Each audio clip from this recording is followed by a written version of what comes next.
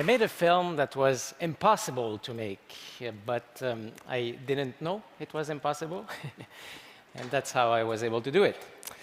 Mars et Avril is a science fiction film. It's set in Montreal, some 50 years in the future. No one had done that kind of movies in Quebec before because it's expensive, it's set in the future, and it's got tons of visual effects, and it's shot on green screen. Yet this is the kind of movies I wanted to make ever since I was a kid, really, back when I was reading some comic books and dreaming about what the future might be. When American producers see my film, they think that I had a big budget to do it, like 23 million. But in fact, I had 10% of that budget. I did Mars et Avril for only 2.3 million. So you might wonder, what's the deal here? How did I do this? Well, it's two things. First, it's time. When you don't have money, you must take time. And it took me 7 years to do Mars et Avril. The second aspect is love. I got tons and tons of generosity from everyone involved, And it seems like every department had nothing, so they had to rely on our creativity and turn every problem into an opportunity. And that brings me to the point of my talk, actually, how constraints, big creative constraints, can boost creativity. But let me go back in time a bit. In my early 20s, I did some graphic novels, but they weren't your usual graphic novels. They were books telling a science fiction story through images and text. And most of the actors who are now starring in the movie adaptation, they were already involved in these books, portraying character into a sort of experimental, theatrical, simplistic way. And one of these actors is the great stage director and actor Robert Lepage. And I just love this guy. I've been in love with this guy since I was a kid. His career I admire a lot. And I wanted this guy to be involved in my crazy project. And he was kind enough to lend his image to the character of Eugène Spaak, who's a cosmologist and artist who seeks relation in between time, space, love, music, and women. And he was a perfect fit for the part. And Robert is actually the one who gave me my first chance. He was the one who believed in me and encouraged me to do an adaptation of my books into a film, and to write, direct, and produce the film myself. And Robert is actually the very first example of how constraint can boost creativity.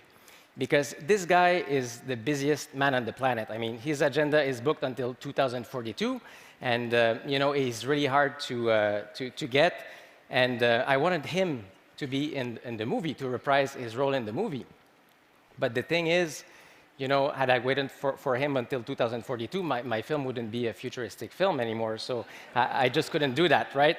But that's kind of a big problem. How do you get somebody who's too busy to star in a movie?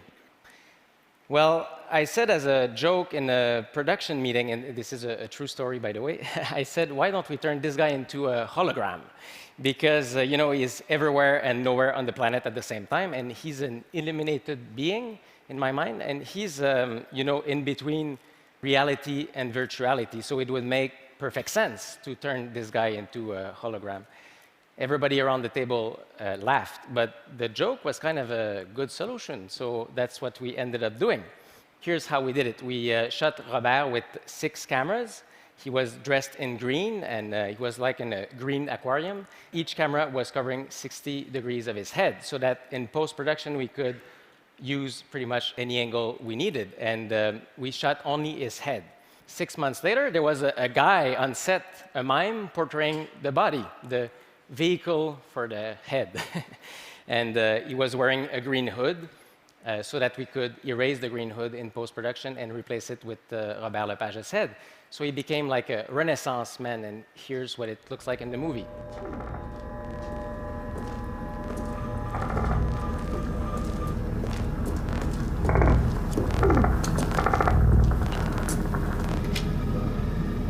Comme d'habitude, le dessin d'Arthur ne tenait pas compte des défis techniques.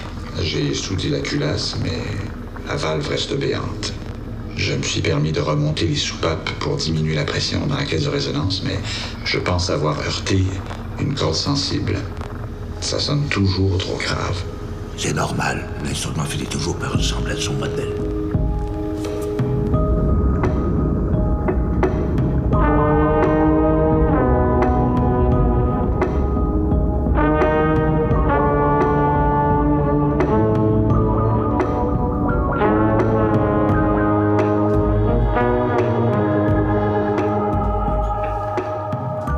Now, these musical instruments that you see in this excerpt, they're my second example of how constraint can boost creativity. Because I desperately needed these objects in my movie. They are objects of desire, they are imaginary musical instruments, and they carry a nice story with them. Actually, I knew what these things would look like in my mind for many, many years. But my problem was I didn't have the money to pay for them. I couldn't afford them. So that's kind of a big problem too. You know, how do you get something that you can't afford? And you know, I woke up one morning with a pretty good idea. I said, what if I have somebody else pay for them? You know, and but who on earth would be interested by 7 not yet built musical instruments inspired by women's bodies, you know? And I thought of Cirque du Soleil in Montreal because who better to understand the kind of crazy poetry that I wanted to put on screen? So I find my way to Guy Laliberté, Cirque du Soleil CEO, and I presented my crazy idea to him with sketches like this and visual references. And something pretty amazing happened. Guy was interested by this idea, not because I was asking for his money, but because I came to him with a good idea in which everybody was happy. You know, it was kind of a perfect triangle in which the art buyer was happy because he got the instruments at a cheaper price because they weren't even made. He took a leap of faith. And the artist, Dominique Engel, brilliant guy, he was happy too because he had a dream project to work on for a year. And obviously I was happy because I got the instruments in my film for free, which was kind of what I try to do. So here they are. And my last example of how constraints can boost creativity comes from the green, because this is a weird color, you know, a crazy color, and you need to replace the green screens eventually, and you must figure that out sooner than later. And I had, again, pretty much, you know, ideas in my mind as what the world would be. But then again, I turned to my childhood, you know, imagination and went to the work of Belgian comic book master François Skeuten in Belgium. And this guy, he's another guy I admire a lot, and I wanted him to be involved in the movie as a production designer. But people told me, you know, Martin, it's impossible, the guy is too busy and he will say no. Well, I said, you know what, instead of mimicking his style, I might as well call the real guy and ask him.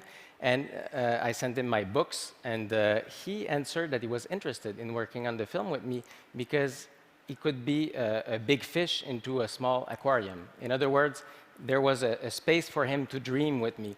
So here I was with one of my childhood heroes, you know, drawing every single frame that's in the film to turn that into Montreal in the future. And it was an amazing collaboration to work with this great artist whom I admire. But then, you know, eventually you have to turn all these drawings into reality. So again, my solution was to aim for the best possible artist that I could think of. And there's this guy in Montreal, another Québécois called Carlos Monzon, and he's a very good VFX artist. This guy had been lead compositor on such film as Avatar and Star Trek and Transformers and other unknown projects like this. And I knew he was a perfect fit for the job, and I had to convince him. And instead of working on the next Spielberg's movie, he accepted to work on mine. Why? Because I offered him a space to dream. So if you don't have money to offer to people, you must strike their imagination with something as nice as you can think of. So this is what happened on this movie, and that's how it got made. And we went to this very nice post-production company in Montreal called Vision Globale, and they landed their 60 artists to work full-time for 6 months to do this crazy film. So I want to tell you that if you have some, crazy ideas in your mind and that people tell you that it's impossible to make, well, that's an even better reason to want to do it. Because people have a tendency to see the problems rather than the final result. Whereas if you start to deal with problems as being your allies rather than your opponents, life will start to dance with you in the most amazing way. I have experienced it. And you might end up doing some crazy projects, and who knows, you might even end up going to Mars. Thank you.